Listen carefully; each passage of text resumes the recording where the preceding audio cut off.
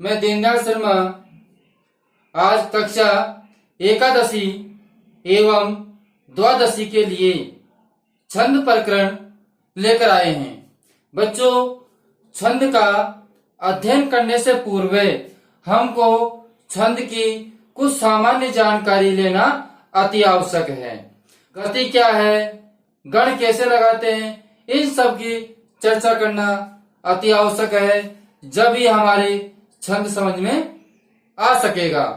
तो बच्चों ध्यान दें, आज हम छंद सा सामान्य परिचय आत्म प्रश्न का अध्ययन करेंगे।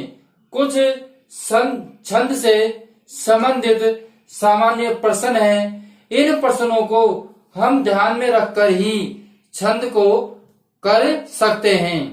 तो बच्चों अब हमको किन किन चीजों का छंद में ध्यान रखना आवश्यक है, उन चीजों को आप ध्यान से देखें। पहला है गण विधायक सूत्र। हमारा जो हम छंद के अंतर्गत गण बनाएंगे, उन गण विधायक जो सूत्र है वो है हमारा यह माता राजभान सलगम। यह माता राजभान सलगम। बच्चों यह हमारा गण विधायक सूत्र है। इस सूत्र के माध्यम से हम आपको गण भी बनवाएंगे और गणों के चिन्ह भी बताएंगे। अभी हम ध्यान देते हैं कि हमारा जो गण विधायक सूत्र है वो यह माता राजभान सलगम है।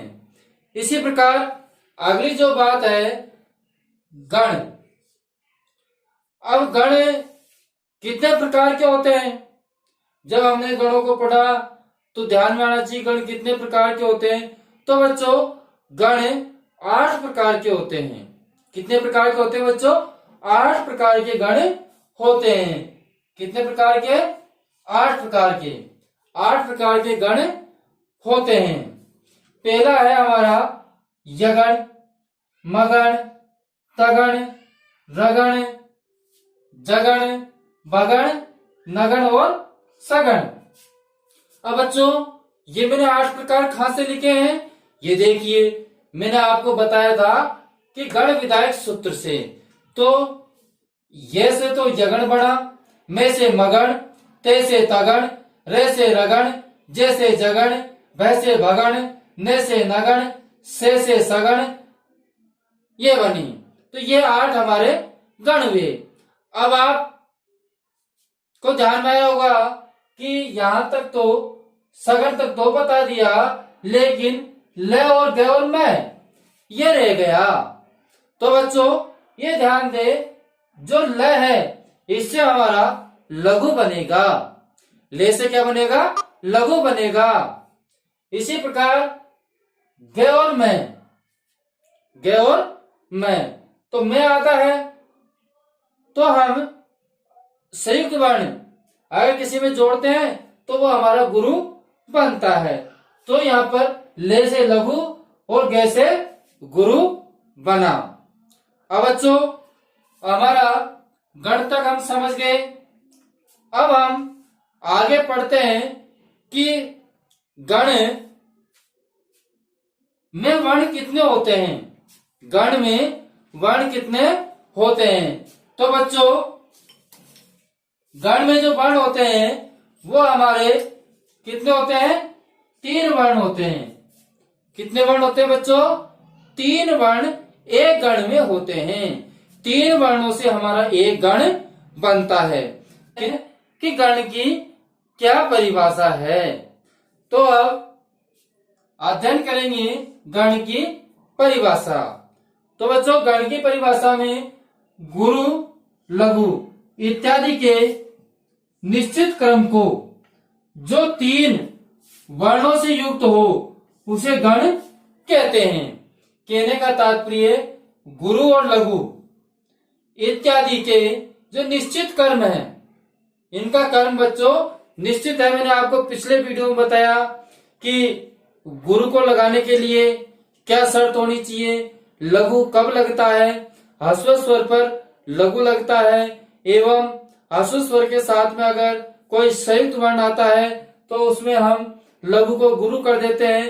तो ये सब उनका निश्चित कर्म है। तो इस प्रकार निश्चित कर्म पर जब लघु और गुरु लगते हैं और उन वर्णों से युक्त हो उसे हम गण कहते हैं। अब बच्चों गण के अंतर्गत 3 वर्ण, कितने वर्ण बच्चों? 3 वर्ण होना आवश्यक है। गण के अंदर किस चीज की आवश्यकता है? एक तो आपका गुरु और लघु निश्चित क्रम में हो। पहली शर्त तो क्या है बच्चों?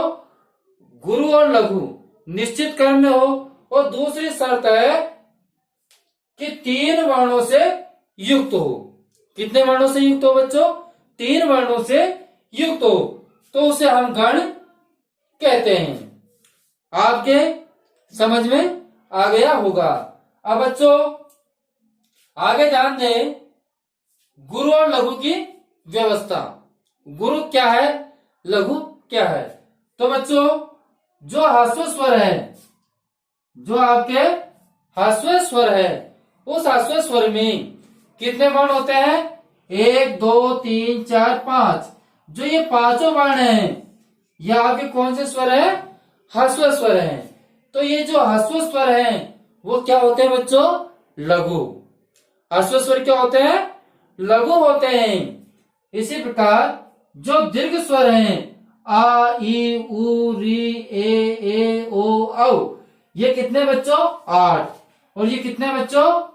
5। तो जो दीर्घ स्वर है वो दीर्घ स्वर आपके क्या है? गुरु। दीर्घ स्वर क्या है? गुरु होता है।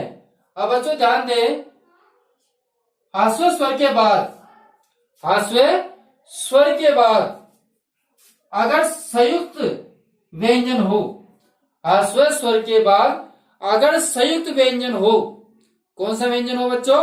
संयुक्त व्यंजन हो, तो वह ह्रस्व स्वर, तो वह ह्रस्व स्वर गुरु में माना जाता है।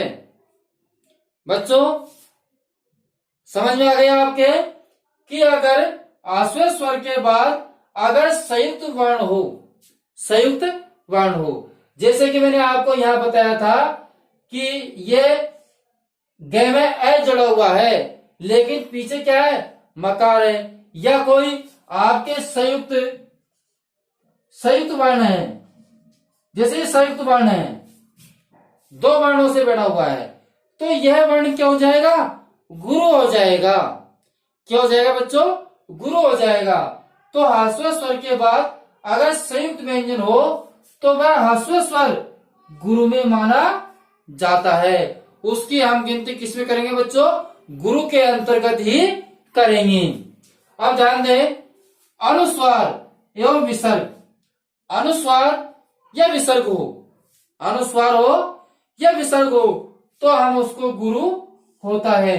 बच्चों ये ध्यान देना है आपको कि जो मैं ये गुरु और लघु की जो व्यवस्था बता रहा हूं, यह आपके छंद के अंतर्गत सबसे मोस्ट इंपोर्टेंट बिंदु है। अगर आपको यह बिंदु याद नहीं हुआ तो आपका जो छंद पढ़ना है वो निरर्थक है। आप छंद समझ नहीं सकते, क्योंकि छंद के अंतर्गत हमको गण लगाने हैं और गणों को कैसे लगाना है? खा गुरु लगाना है, खा लघु लगाना है। उसके लिए जो ये 5 नियम है, उन 5 नियमों को अच्छी तरह से ध्यान में रखना है। तो ध्यान दें, हम चौथे नियम पे चल रहे थे कि अनुस्वार और विसर्ग हो तो वहां पर गुरु होता है।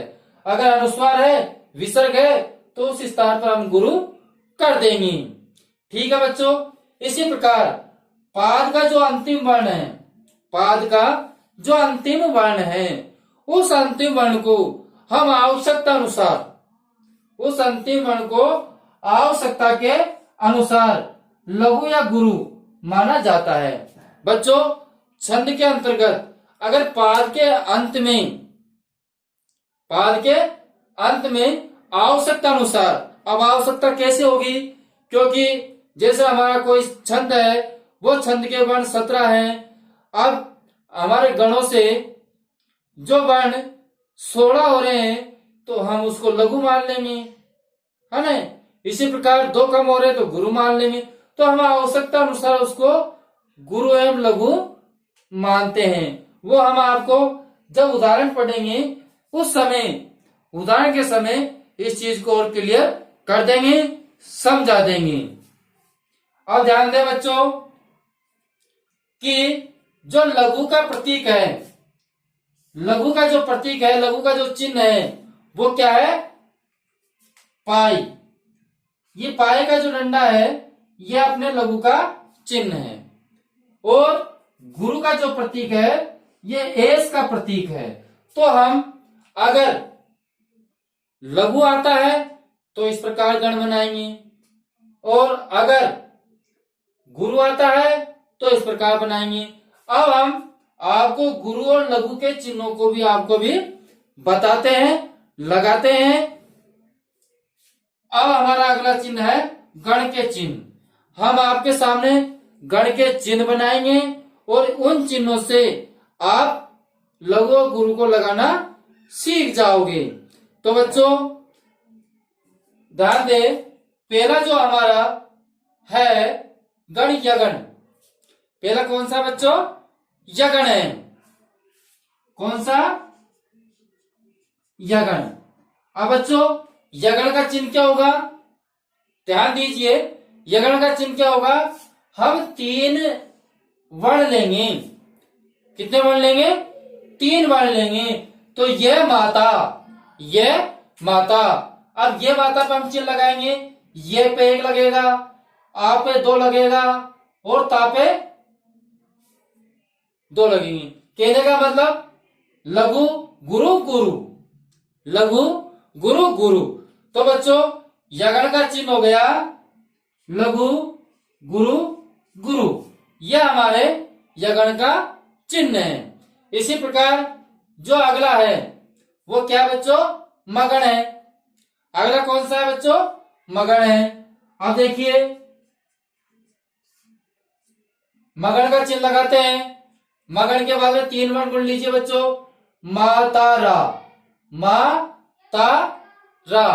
तो माँ में गुरु, ता में गुरु और रा में भी गुरु। तो बच्चों हमारा मगण का चिन्ह क्या हो गया? गुरु गुरु गुरु। तो हमारा मगण का चिन्ह हो गया गुरु गुरु गुरु। अब इसी प्रकार मगण के बाद में आता है तगण। तो 3 वर्ण गिन लीजिए। ता रा जय, ता रा जय। अब देखिए बच्चों ता गुरु, रा गुरु और जय लघु, जय लघु। तो हमारा जो अगला है कौन सा था? तगण।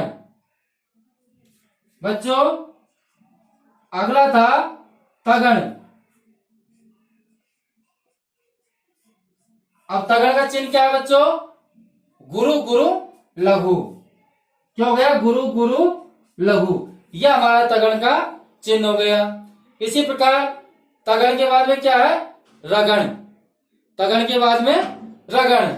अब रगण में देखिए कि गुरु, लघु और भा आ है ना बच्चों, तो आ में क्या लग जाएगा? गुरु लग जाएगा। मैंने आपसे कहा कि दीर्घ स्वर होता है वह गुरु लगता है, दीर्घ स्वर होता है वह गुरु लगता है। तो आ क्या है? दीर्घ स्वर है, इसलिए गुरु लग गया। तो बच्चों जो हमारा रगण है, इस रगण का रगण का चिन्ह हो जाएगा, क्या हो जाएगा बच्चों? गुरु लघु गुरु, गुरु लघु गुरु। यह हमारा किसका चिन्ह हो गया बच्चों? रगण का। किसका? रगण का चिन्ह हो गया। अब रगण के बाद देखिए क्या है? जगण। क्या है? जगण। जय जय भाने, जय भाने। तो बच्चों अगला जो है हमारा जगण। अब लगाइए चिन्ह। जय का लघु हो गया, भा का गुरु हो गया और ने का लघु हो गया। ठीक है, तो जगण का चिन्ह हुआ लघु, गुरु और लघु। क्या बन गया बच्चों? जगण। तो ये जगण का चिन्ह है। इसी प्रकार जगण के बाद में क्या है? भय, भगण। तो भा ने स। तीन तीन वर्ण लेने बच्चों, जोड़े से तीन तीन वर्ण। उन तीन तीन वर्णों में ह्रस्व स्वर के साथ तो हमको लघु लगाना है और दीर्घ स्वर के साथ में हमको गुरु लगाना है। ठीक है। अब देखिए, जगन के बाद में हम लिखते हैं भगन। क्या लिखेंगे बच्चों? भगन। अब भगन का चिन्ह लगाइए, भगन का चिन्ह लगाइए। भा का गुरु, न का लघु और से का भी लघु। से का भी क्या हो जाएगा बच्चों? लघु हो जाएगा। तो हमारा क्या चिन्ह हो गया? गुरु लघु लघु, गुरु लघु लघु। तो ये हमारा भगन का चिन्ह हो गया। अब इसी प्रकार अगला गण कौन सा है? नगण। कौन सा गण है बच्चों? नगण। तो अगला गण नगण है। अब नगण में देखिए, न में हमारे क्या है? लघु, से में लघु और ले में भी लघु। तो हमारा नगण का जो चिन्ह है वो क्या होगा बच्चों? क्या होगा? लघु लघु लघु। क्या हो जाएगा बच्चों? लघु लघु लघु। ठीक है। तो हमारा ये बन गया नगण। अब नगण के बाद में आता है सगण। क्या आता है बच्चों? सगण। अगला गण आता है हमारे सगण। अब सगण में देखिए, से का से, जिसमें लघु, ले में लघु। ठीक है। अब आपका तीसरा वर्ण क्या हुआ बच्चों? ग हुआ, लेकिन पीछे मकार है। जो मैंने आपसे कहा था कि क्या हो, अनुस्वार हो या विसर्ग हो तो वहां पर गुरु हो जाता है। तो बच्चों पीछे क्या है? अनुस्वार है। क्या है बच्चों? अनुस्वार है, इसलिए हमारे क्या हो गया? गुरु हो गया। क्या हो गया? गुरु हो गया। तो हमारा सगण का चिन्ह हुआ बच्चों लघु लघु गुरु। तो इस प्रकार हमारे 8 गण के चिन्ह हैं। ठीक है बच्चों। तो हम इस प्रकार गण बना सकते हैं। अब देखिए, ले से लघु और गे से गुरु ये बन जाएगा। तो बच्चों जो हमारे गण के चिन्ह हैं ये हमारे छंद के अंतर्गत बहुत ही काम आएंगे, क्योंकि लक्षण में केवल हमको ये बताया जाएगा कि छंद में 2 तगण होने चाहिए, 1 रगण होना चाहिए, 4 पदों में मगन होना चाहिए। तो हमको ये ध्यान में रखना है कि यगण का चिन्ह कैसा होता है, मगन का कैसा होता है, तगण का कैसा होता है। इसलिए आपको जो गण के चिन्ह हैं इन चिन्हों को भी अच्छी तरह ध्यान में करना है बच्चों। अब गण के बाद कुछ हमारी पद्य के अंदर महत्वपूर्ण बातें हैं, उनको भी हमको ध्यान में रखना है। अब किन किन चीजों का ध्यान रखना है वो हम देखते हैं। पहला है यति। यति क्या होती है, यति कैसे पहचानते हैं?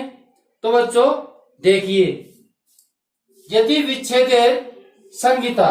कहने का तात्पर्य पद के उच्चारण के समय हम पद का जब उच्चारण करते हैं, पद का जब हम उच्चारण करते हैं तो उस उच्चारण के समय जीभ का विराम को, जब हमारी जीभ विराम लेती है, रुकती है, तो वो क्या होती है बच्चों? यति होती है। वह क्या होती है? यति होती है। हम जब छंद पढ़ेंगे तो छंद के अंतर्गत लक्षण में यह आएगा कि इतने वर्ण पर यति होगी, इतने वर्ण पर विराम होगा। तो बच्चों हम को जितने वर्ण पर यति होगी हमको जीव को उसी स्थान पर विराम देना है। और दूसरी बात, यति पाद के अर्ध भाग या अंत में होती है। बच्चों यति कहाँ होती है? पाद का पद्य भाग का अर्ध भाग, मतलब श्लोक का आधा भाग या अंत में यति होती है। पूर्व में यति नहीं होती है। हम बोलकर जीभ जहां रुकती है वहां यति होती है। तो यति पाद के अर्ध भाग और अंत में यति होती है। ठीक है बच्चों। अगला है पाद। पाद किसे कहते हैं? तो बच्चों गए पाद है चतुरांश से, कहने का मतलब पद का जो चौथा अंश है, पद का जो चौथा भाग है, चौथा ही भाग है, वो क्या कहलाता है? पाद कहलाता है। पद का चौथाई भाग, चौथा अंश क्या कहलाएगा? पाद कहलाएगा। ठीक है बच्चों। अब देखिए अगला गति। गति क्या है? श्लोक को धारा प्रवाह से बोलना। जब हम श्लोक को धारा प्रवाह से बोलते हैं तो वो क्या है बच्चों? गति होती है। क्या होती है? गति होती है। कि हम किस प्रकार धारा प्रवाह से श्लोक को बोल रहे हैं वो हमारी क्या है? गति है। ठीक इसी प्रकार युग और अयुग। तो बच्चों युग जो है वो सम को कहते हैं। युग किसे कहते हैं? सम को युग कहते हैं और विषम को अयुग कहते हैं। और सम विषम समझ गया आप? कि जैसे कि पहला और तीसरा जो पाद है वो तो क्या हो गया? विषम हो गया। तो वो क्या हो गया? अयुग हो गया। दूसरा चौथा क्या हो गया? युग हो गया। वो सम पाद है। तो हम कह सकते हैं सम को युग कहेंगे और विषम को अयुग कहते हैं। इसी प्रकार ले का अर्थ होता है उच्चारित वर्ण के अविरल प्रभाव को। मतलब जब हम वर्ण को उच्चारित करते हैं और उन वर्णों को बोलते हैं अविरल, मतलब बीच में किसी प्रकार का रोक टोक नहीं, और हम उसे भाषाबद्ध क्रम में बोल देते हैं उन वर्णों को जोड़ करके, तो वो हमारी क्या हो जाती है? ले हो जाती है। ले आप जानते हो इसको हम कहते हैं सुर। कि स्वर मिल जाता है वो ले हो गई। तो बच्चों जो उच्चारित वर्णों के अविरल प्रभाव को हम ले कहते हैं। अब आपने वर्ण की परिभाषा पढ़ी होगी। वर्ण को आप जानते भी हैं वर्ण किसे कहते हैं, क्योंकि वर्णिक संधि में तो हमारे वर्ण ही आएंगे। तो बच्चों स्वर अथवा स्वर युक्त व्यंजन को हम क्या कहते हैं? वर्ण कहते हैं। स्वर है या स्वर युक्त कोई व्यंजन है, स्वर है या स्वर युक्त कोई व्यंजन है, उसे हम वर्ण कहते हैं। मात्रा के भेद। मात्रा के दो भेद होते हैं, लघु और गुरु। मात्रा के कितने भेद होते हैं बच्चों? लघु और गुरु, ये मात्रा के दो भेद होते हैं। इसी प्रकार मात्रा, वर्णों के उच्चारण में लगे समय को, वर्णों का जो उच्चारण में समय लग रहा है उसको हम क्या कहते हैं? मात्रा कह रहे हैं। अगर हमारा स्वर लघु है, ह्रस्व स्वर है, तो उच्चारण में हमको कम समय लगेगा। दीर्घ स्वर है तो उच्चारण हमको ज्यादा दुगना समय लगेगा। तो हम उच्चारण से ह्रस्व और दीर्घ से हम लघु और गुरु को समझ सकते हैं। तो बच्चों इस प्रकार आज हमारे सामान्य परिचय में कुछ प्रश्न हुए। इन प्रश्नों को हमको छंद पढ़ते समय एक एक प्रश्न का ध्यान देना है, क्योंकि ये सब प्रश्न हमारे छंद को पढ़ते समय छंद में ही काम आएंगे। तो इसलिए बच्चों छंद पढ़ने से पूर्व आप एक बार इन प्रश्नों को जरूर देखें। और साथ में संस्कृत विषय के भैया तो इसको देखते ही देखते हैं, और जिसके संस्कृत साहित्य है उसके विशेष हिंदी भी है। तो विशेष हिंदी में भी छंद इसी प्रकार है। तो विशेष हिंदी में और संस्कृत में दोनों के आप छंद क्लियर हो जाएंगे। तो बच्चों अब हमको आप विदा दीजिए, अगले वीडियो में फिर मिलेंगे। जब तक के लिए हम आपसे विदा लेते हैं। धन्यवाद।